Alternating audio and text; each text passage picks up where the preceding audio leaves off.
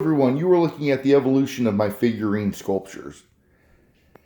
I'm going to take you to the very first sculpture that I made post superglue. I say post superglue because I took about a 10 to 13 year break from making pop can art. I'd made some previous figurines, but unfortunately I was using superglue and I was limited to what I could actually do. This is the first sculpture where I utilized hot glue. Was able to kind of, work with the limitations of it, and I came up with this. Now, it's not perfect. If you look at it, the legs are too fat. It was a kind of crude figurine, but still people really enjoyed it. So I challenged myself to make something a little bit more accurate, and I made Batman from the Dark Knight. And I liked it for the longest time until I started making other projects. I recently trashed it. I literally broke it up and threw it away. I also made the Man of Steel, and I threw it away too because I wasn't too happy with it.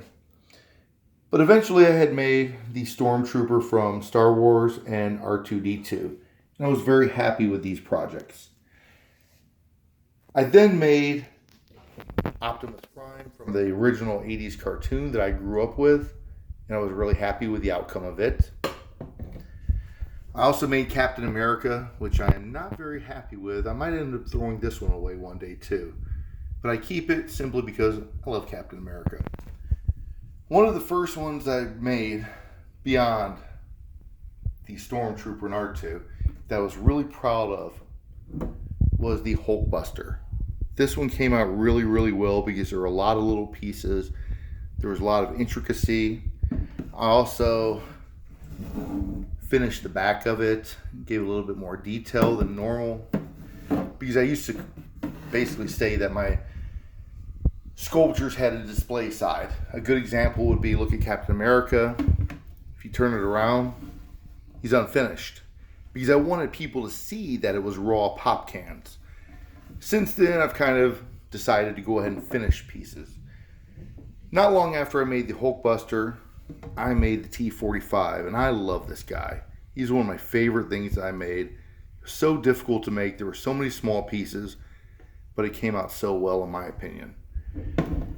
So I decided to push myself. For the longest time, I wanted to make the Mark I. And of course, here we have the Mark I from Iron Man. And if I turn it around, you can see that it is completely detailed, even on the back. None of these are perfect sculptures.